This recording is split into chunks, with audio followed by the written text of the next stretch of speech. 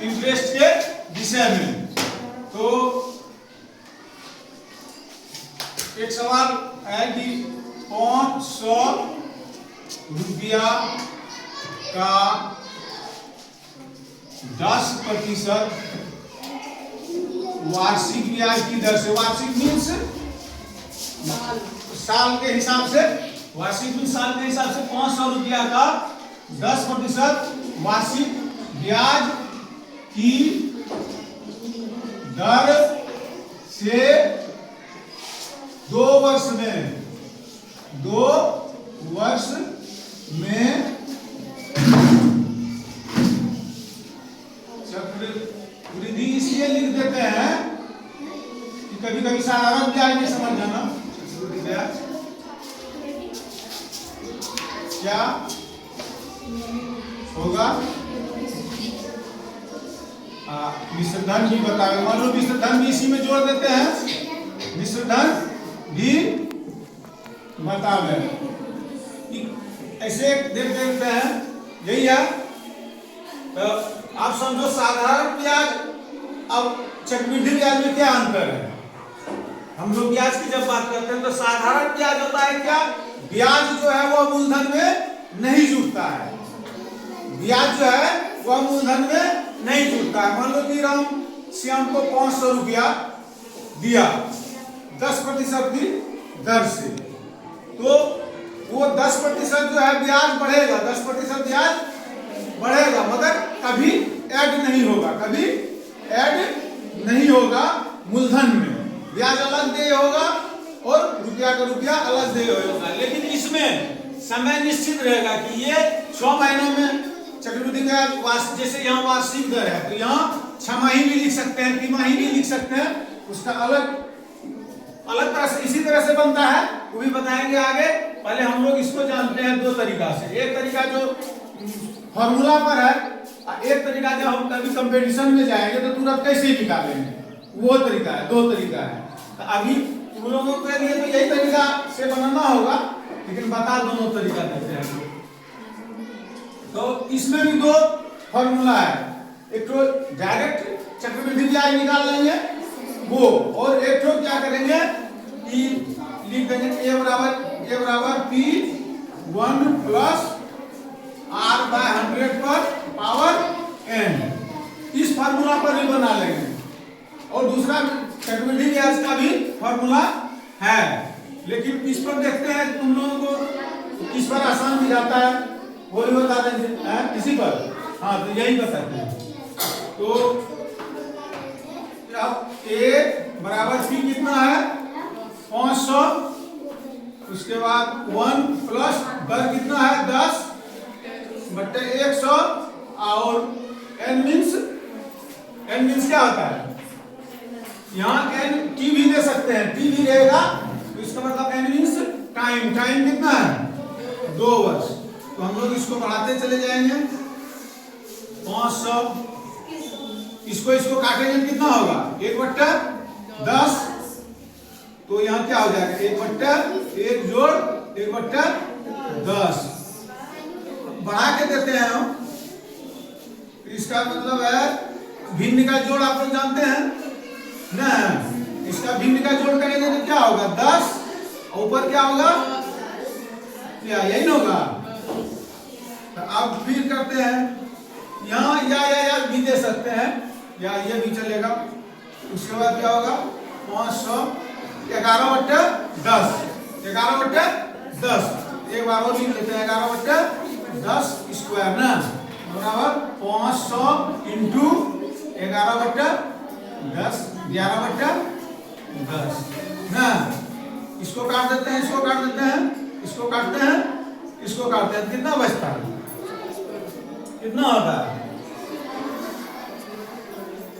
11 ग्राम 1 से 11 ग्राम 1 से 121 121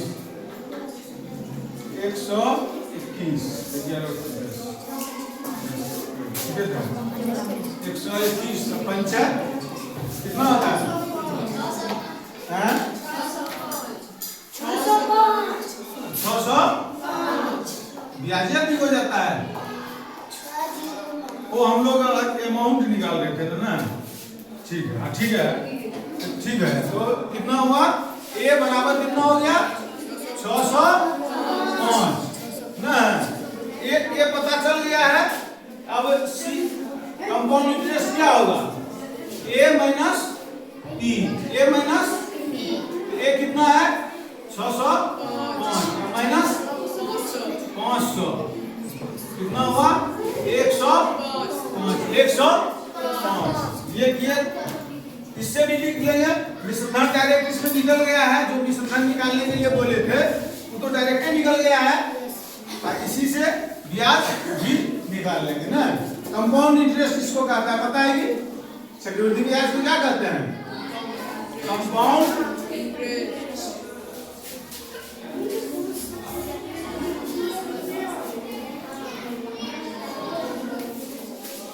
क्या हुआ? 500 हाँ 121 को 5 से गुना करो कितना होगा? तुम ही लोग बोले ना जी, पता है ना? ठीक है। अब इसका दूसरा तरीका क्या है? दूसरा तरीका क्या है? अरे घर में देख लो, नहीं होता है तो हुआ ना? हो गया, ठीक है। ये और दूसरा तरीका देखो क्या करता है। कहता है कि यहाँ जैसे 500 लिख दो, ये क्या है? मूलधन है। इसको देखो तो 500 का 10% के दर से कितना होगा? 500 का 10% के दर से एक साल में कितना होगा? कितना होगा? 50 रुपया नहीं होगा। 10 बचे 50 नहीं होगा। 10% है ना, होगा 50 रुपया। क्या होगा? कितना होगा? 50 रुपया। ये पहला साल का है, ये पहला साल का है। अभी दूसरा साल का भी कितना होगा? 50 रुपया। अब इसमें क्या है कि ये तो मूलधन में जुट जाएगा। पहला साल वाला मूलधन में जुटेगा, अर्थात इसका भी 10% निकालना है ना। तो 50 का 10% कितना होगा? 5 होगा ना। अब सब लोग क्या करेंगे? जोड़ देंगे। 50 50 और जोड़ 5 कितना होगा? 105 हो गया। ये आसान तरीका है। आई बात समझ में? फिर एक बार बता रहे कि इसको एक मूलधन है। मूलधन को एक साल में हम जानते हैं कि 10% की दर से कितना होगा? 10 × 50 ना। 100 का 10 रुपया तो 500 का 50 रुपया। फिर दूसरे साल के लिए भी 50 रुपया होगा। तो लेकिन पहले साल में ये क्या होगा? ऐड हो जाएगा ना, यानी 505 रुपया चलेगा। 505 रुपया चलेगा। तो 500 का तो निकाल लिया है। उसके बाद 105 जो इसका हुआ है, उसके बाद जो बढ़ा है इसका 5% बढ़ा है ना, इसका ना बढ़ा है 5%। हो गया 105। अब मिश्रधन भी पता चल गया तुम लोगों को। मिश्रधन कितना होगा? 500 जोड़ 105। कंपाउंड इंटरेस्ट कितना होगा? 600। इसको जोड़ देंगे ना तो 605। कंपाउंड इंटरेस्ट 605 होगा जी। 105 होगा। 105 होगा ना। कंपाउंड इंटरेस्ट मिश्रधन यहाँ है ना, मूलधन जोड़ ब्याज ना। मूलधन जोड़ ब्याज हो गया ना। तीन मिश्रधन हो गया 605। 605 ठीक है। अब समझ में आई? चक्रवृद्धि ब्याज समझ में आ गया? तो बना लोगे तुम लोग दूसरा।